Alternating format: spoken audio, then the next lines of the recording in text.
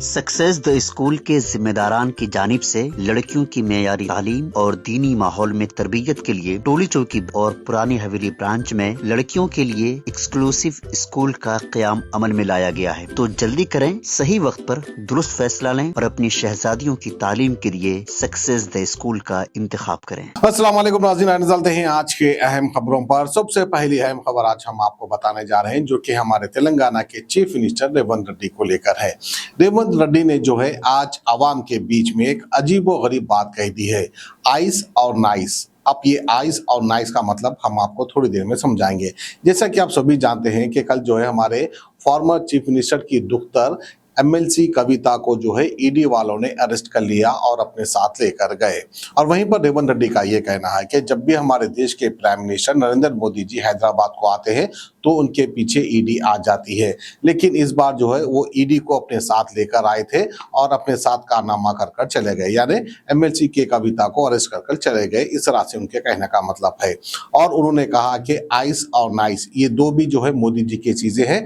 Ice का मतलब इन्होंने क्या कहा हम आपको तफसीलात बताते चले। आइस का मतलब होता है इनकम टैक्स, सीबीआई और ईडी। वहीं पर नाइस का मतलब इन्होंने बताया कि नारकोटिक्स, इनकम टैक्स और सीबीआई और ईडीआई ये जो है मोदी जी के फेवरेट चीजें हैं। फेवरेट मतलब जो है इनके फेवरेट डिपार्टमेंट्स है। जब भी किसी को कुछ करना होता है तो उसके जरिए जो है काम चला लेते हैं। तो इस तरह का मतलब है रेवंत रेड्डी का। और साफ अल्फाजों में कह दिया कि क्योंकि इसमें हमारा कोई हाथ नहीं है। जैसे कि आप सभी जानते हैं कि ईडी का ताल्लुक जो है स्टेट गवर्नमेंट से नहीं रहता है, सेंट्रल गवर्नमेंट से रहता है। दिल्ली के शराब घोटाले का ये मामला था। दिल्ली से जो है ईडी आई और इनको साथ लेकर गई है। तो आइए रेवंत रेड्डी क्या कह रहे हैं आप सुन सकते हैं। हमारा लुक कहीं पर भी अलग नजर नहीं आया। हम लोग हमेशा एक ही बात बोलते हैं, आपको क्या चाहिए, आइस और नाइस। आइस का मतलब income tax, CBI, ED.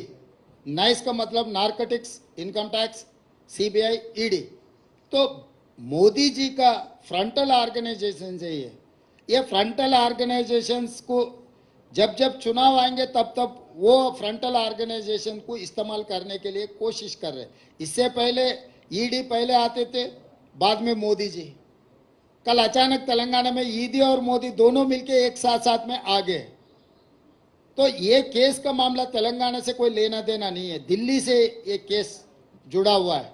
Kejriwal सरकार के खिलाफ केस बना है, वो सिलसिले में बहुत सारे लोग अरेस्ट हो गए। उसमें एक 4-5 लोगों को तेलंगाना से भी उठाए।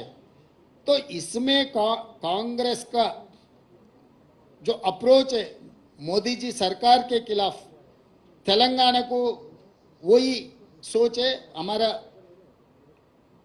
केंद्र अध्यक्ष या हमारा पार्टी नेता लोग जो बोल रहे हैं वही बात हम मदद दे रहे हैं, इसमें कोई फर्क नहीं है। मगर तेलंगाना में जो नाटक चल रहा है ये नाटकबाज बंद करो बोल के हम कह रहे हैं। See, I don't change my stand. Still, I am supporting my party stand. Here, in tunes of Modi only they are playing.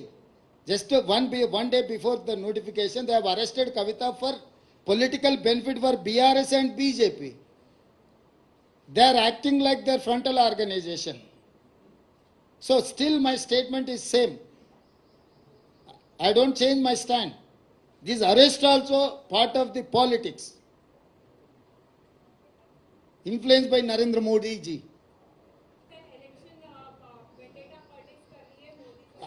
I have not said vendetta politics. I have said stunt, drama.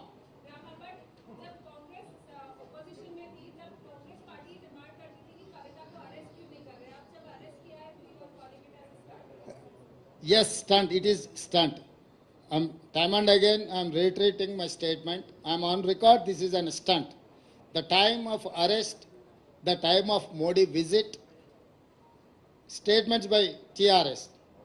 You collaborate all these dots, then you will know what is happening in Telangana. Success the school के जिम्मेदारान की जानिब से लड़कियों की मेयारी तालीम और दीनी माहौल में तरबियत के लिए टोली चौकी और पुरानी हवेली ब्रांच में बच्चियों की तालीम और तरबियत के लिए एक्सक्लूसिव स्कूल का क़याम अमल में लाया गया है। ऐसे वालिदैन जो अपने बच्चियों की मेयारी तालीम और तरबियत के लिए किसी मेयारी तालीमी इदारा की तलाश में हैं, तो इस सिलसिले में पुरशिकोह इमारत और कुशादा क्लासरूम में आपकी बच्चियों की तालीम, तरबियत, हुस्न अखलाक, हिफ्ज़ कुरान करीम और स्पोर्ट्स के अलावा अलावा तालिबात की खवातीन अमले के जरिए निगरानी व हिफाजत का इत्मीनान बख्श माहौल है। तो जल्दी करें, सही वक्त पर दुरुस्त फैसला करें और सक्सेस डे स्कूल का इंतखाब करें।